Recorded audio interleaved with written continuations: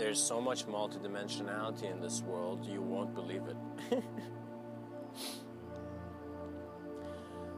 You know, when you see a snail and you see a rocket ship, you see the effort of life in many dimensions. The simple fact that there's difference here means that many colors can be seen in the same one beam through the proper lens. The sages of long ago said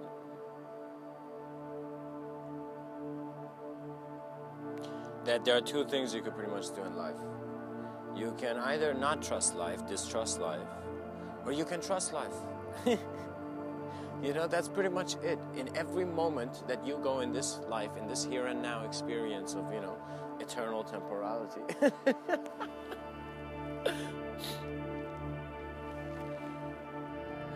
The presence beyond personality cannot die because it is what is giving life. Do you see? The multiplicity of our experience is kind of us like looking at our hand and being like, oh my God, our fingers each are having an individual reality of experience, but our palm is keeping it, and our palm is a total different design of a dimension. That means if each finger only uses its own intelligence, it will not realize the palm, but it has to accept itself and all the others to realize that the whole thing is beyond the whole thing. Do you see? So it's as if like this is pretty much man seeking God, pretty much the thumb, you know, like a certain finger seeking the palm, but realizing that it is the whole body and beyond. And this is in every, it's not just in God, guys, it's in every concept that is seeking an absolute in any moment. We got to become playful with language quickly, and immediately nature will align our vision, and we will realize, oh my God, why are we not sharing what we have extra with all those people who don't have it, you know? It's like common sense, you know, first world. You know, guys, I'm going to tell you a ridiculous story. And this story pretty much is a metaphor for what the metaphysical is for. And to some degree, how life is being experienced in regards to ego. So what is the story? There's this guy on top of this building. He's standing, you know, smoking something. And this is it's a ridiculous story, guys. So this guy's smoking, and suddenly someone comes, you know, from like down from the street, you know, the guy's on, let's say, you know, 3-floor building, you know, 5-floor building, let's say.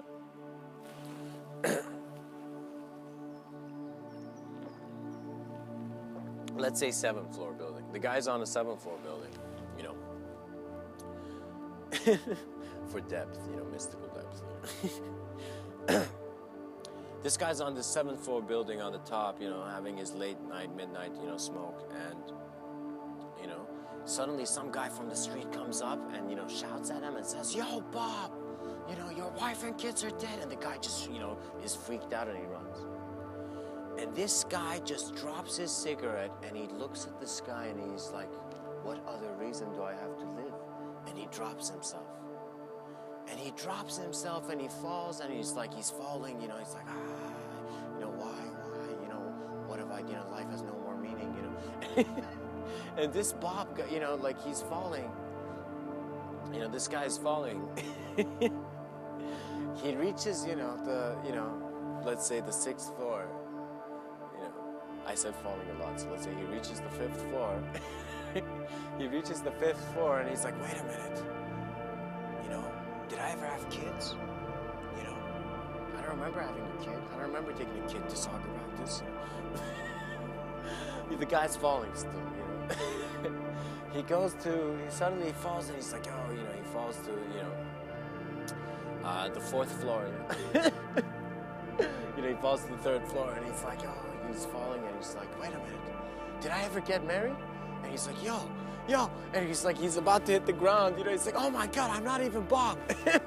Bam, you know, that's the end of that story. And so what that means, guys, is that that guy was not Bob, but he was in Bob's problems. And not that Bob has problems, guys. Bob is a good name. You know, it's a very, very noble name. But I'm just using the story, you know. Pretty much, there's no need to be in the problems that are not you. You know, a child can, you know, their parent can come home from late at work and the parent could be tired and the parent, you know, the child has been waiting to see the father all day and the father comes up to the kid and is like, son, the world is a hard place, you know, you gotta work hard, you know, you gotta pay the bills, you gotta do this. And the kid, you know, has such devotion for the father and says, oh, of course I love you, Dad, of course I'm gonna do this. And the kid goes on, but the kid doesn't realize, wait a minute, you know? What if there's more to life than receiving a tired state of consciousness, of vision? Do you see? Children need to have the self-awareness of adults. And what that means is all barriers and age gaps are kind of breaking and integrating.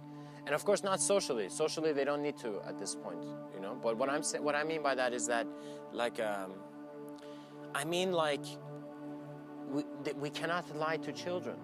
That is it. That's what I'm saying. You know, regardless if you're a child hearing my talk right now or if you're an old man, you know, it's like we have two eyes that see the same. We are experiencing duality through a unified vision. You know? We're going to have technology advanced to a point where soon we're going to be introduced to a, you know, not even soon, like right now, we need to even be aware of it, but there's virtual reality and there's the ability for man to, through technology, get the luxury of a God. Now, what this suggests is that reality is more shaky than it is being thought to be. The moment is an omniscient clarity, so any, like if I put a bunch of, like, you know, crystals on the table and I said choose one, the crystal you choose suddenly defines you. And you'll be like, oh my God, what about all the other ones I could have chosen? Do you see? Lao Tzu has this very interesting quote where he says, mastering others is strength, mastering yourself is true power. And what that means is the best mastery, guys, is self-mastery. That means, you know, hopefully domination will only be limited to the bedroom. You know? And we realize that self-mastery is the effort. That we don't try to, you know, make the whole world, you know, think that one idea is the only idea that everybody needs to have. We realize the tolerance of multidimensionality can be found in the grace of one dimension.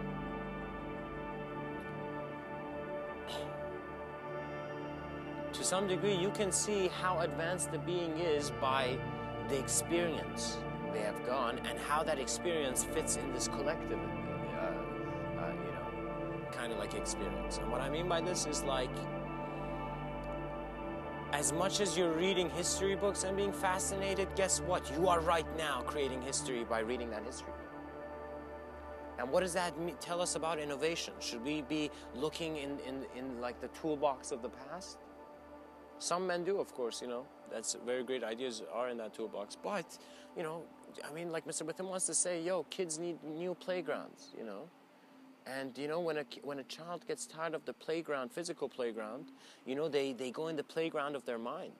What that means is I remember, you know, someone telling me this very interesting story about J.K.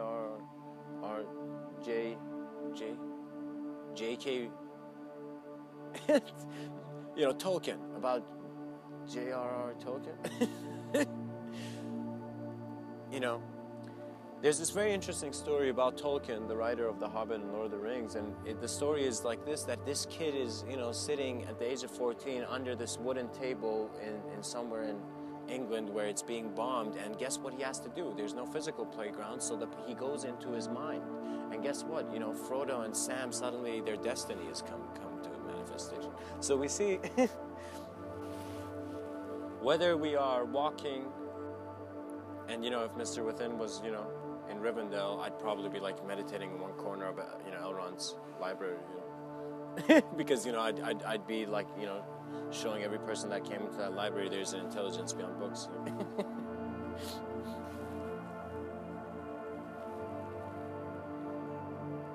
For now, this world, its magic is made of words. What that means is we're pretty much making sophisticated sound noises. Or how would I say it? We're making sound noises and we're interpreting it in sophisticated ways based on how much our individuality is acknowledged to collective.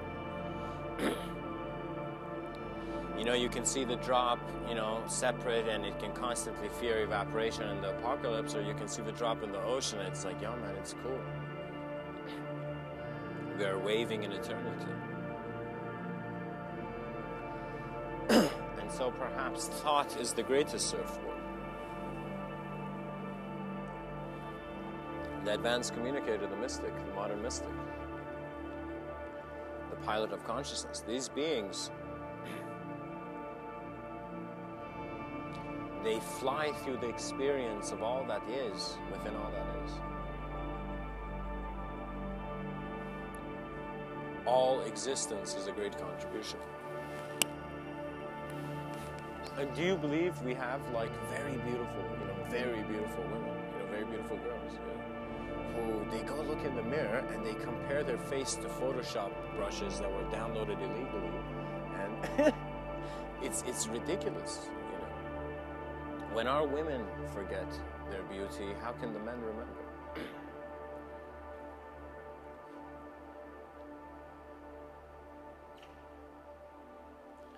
The moment is the only poetry.